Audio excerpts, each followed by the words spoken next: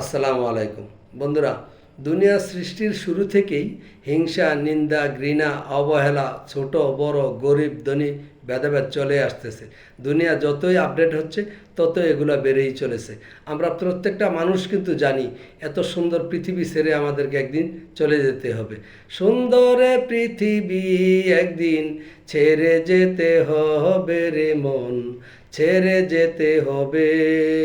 সবাই ভালো থাকবেন। ধন্যবাদ সবাইকে। আল্লাহ হাফেজ।